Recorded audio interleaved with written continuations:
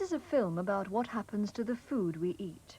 We shall explore the route which it takes through our bodies and look at some of the important organs which process that food so that our bodies can make use of it.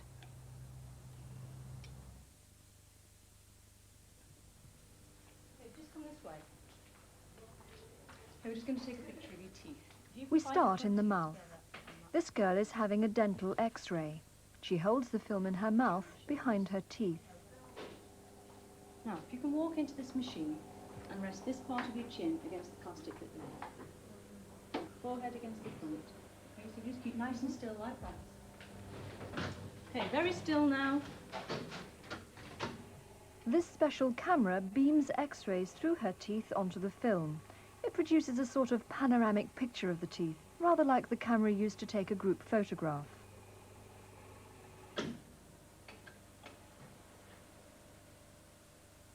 Here's a mouthful of adult teeth. The human mouth contains different kinds of teeth for dealing with food in different ways. There are molars, grinding teeth, and incisors, cutting teeth. The dentist's been busy. There's a pin fixing an artificial crown to the roots. A child's mouth. These are the milk teeth which fall out to be replaced by the permanent teeth as children grow up. You can see the permanent teeth here in the gums ready to come through.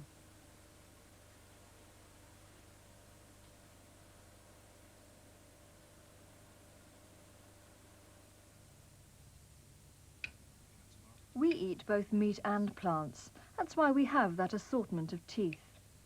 From our food we get carbohydrates for energy in starchy and sugary foods, fats for storage, and protein for bodybuilding. We also need certain minerals and vitamins. We obtain all of these from a proper mixed diet of meat, dairy products, bread, fruit and vegetables.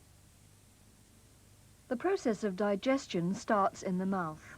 We chew the food and soften it with saliva, which contains an enzyme, a chemical substance which begins to break down some of the food. The food then passes down the food pipe, the esophagus, to the stomach.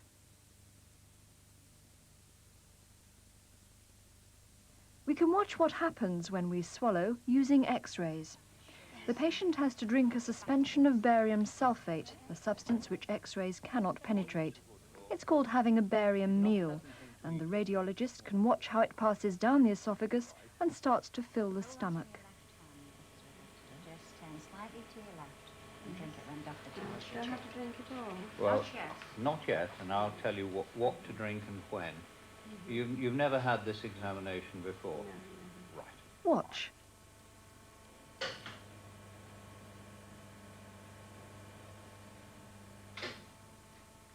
Very good. The dark patch at the bottom right is the stomach beginning to fill with the barium meal. Special fresh fruit flavour this morning. Now you can see the stomach filling quite clearly as she drinks more of the liquid. Most people don't like it at all, but there you are. Here's the outside of the stomach in the model, and the outside of a real stomach. See the blood vessels supplying the stomach walls, and notice its movement.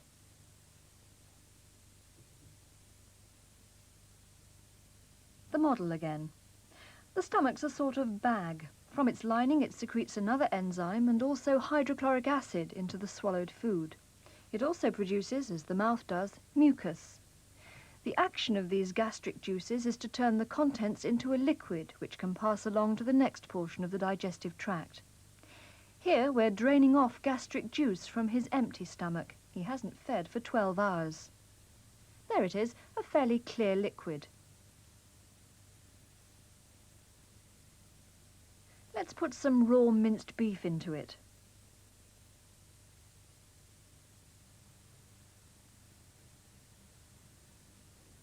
We'll now keep this at body temperature for some hours and see what happens. Here we are. You can see that the gastric juices have acted on the beef, breaking it down. Any solid lumps will eventually disappear. After some time, depending on what's been eaten, the stomach contents empty through the narrow end there on the left. This is called the pylorus, and a muscle there can relax or contract to open or close the stomach. Here it is in action from inside the stomach. Muscles in the wall of the stomach contract, forcing the contents out, a process called peristalsis.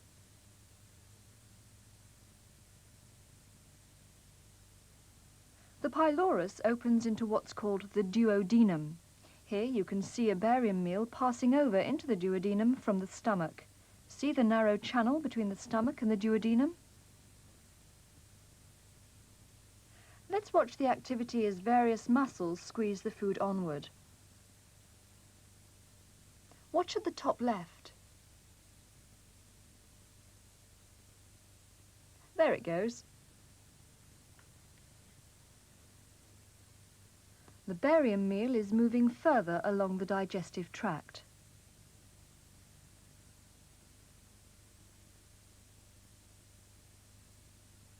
Let's look at the model again.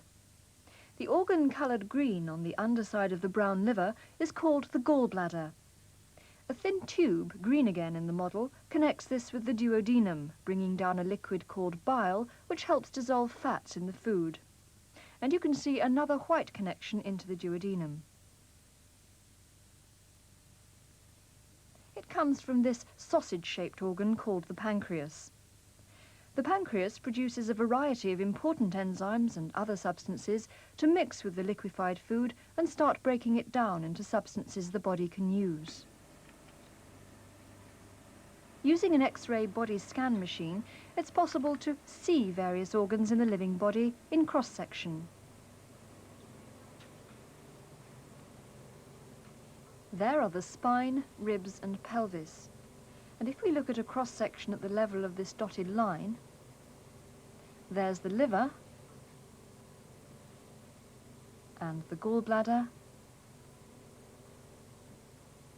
and the pancreas shown very clearly. From the duodenum, the food, mixed with gastric juices, bile and substances from the pancreas, passes into the small intestines, where very important chemical processes turn parts of the food into substances which the living body can absorb. There are about 3 meters of coiled intestine.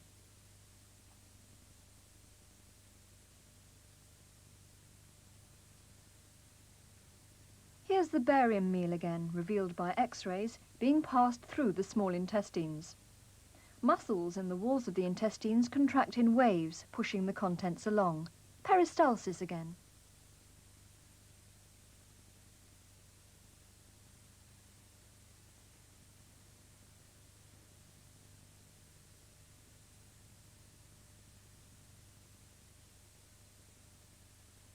The outside of part of the small intestine.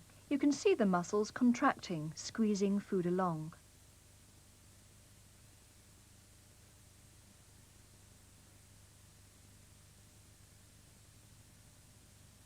The products of the digestive processes going on inside are carried away by the blood in vessels in the lining of the intestines. It's through the small intestines that food substances are at last absorbed into the body. There's a complex network of blood vessels which carry these substances from the intestines to a very important organ indeed. The liver.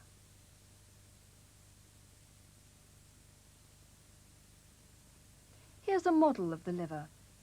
It's a large organ with the gallbladder, where bile is stored, on its underside. It's also a very complex organ, a sort of chemical factory with many important functions. It's in the liver, for example, that the chemical substances produced in the digestive tract from our food are turned into various materials which the body needs. The liver also deals with the fats in the body when they have to be turned into suitable fuels for energy, and it has many other functions as well. These are some of the blood vessels in the human liver where these processes are carried out. They're using the technique of nuclear magnetic resonance, high-frequency radio waves in a magnetic field, to create pictures of the organs in the body. Here's a cross-section. This is the outside of the body. The back, the front, sections through the 2 arms, and the liver, with its folds showing up very clearly.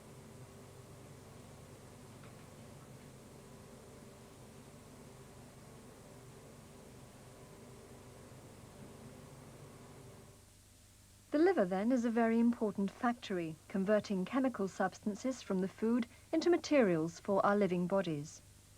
Blood from the lining of the small intestines carries substances to the liver where they are suitably processed. Then, when, for example, energy is needed for any movement, material processed in the liver is carried by the blood to the muscles concerned to be burned as fuel.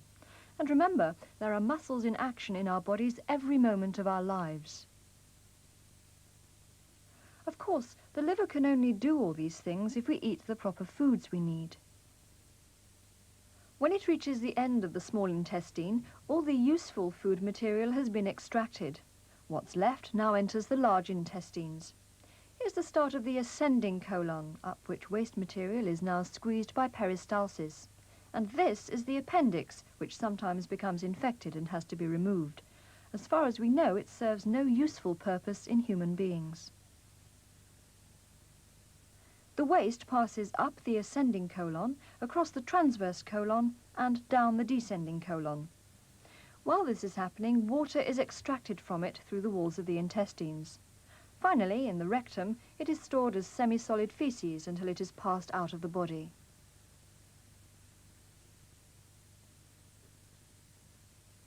Let's go back along the journey taken by our food. The intestines, the stomach,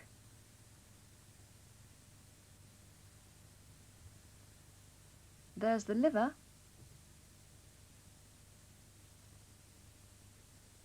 and this is the omentum, a protective apron over the intestines. The organs of the digestive tract form a series of processing plants, turning the food we eat into the chemical substances needed by the body as fuel and as building material. Our bodies are continually in action. Our brains and our hearts and our lungs and all the rest must function throughout our lives, and they can only do so if we provide everything they need. If we eat the right foods, then we're going a long way towards making sure we remain healthy and active. The food we chew and taste and swallow has many important functions, and we must have a proper balanced diet at every stage in our lives. From the moment we're born, we need food to develop and to grow. We need food to give us energy. We need food for life.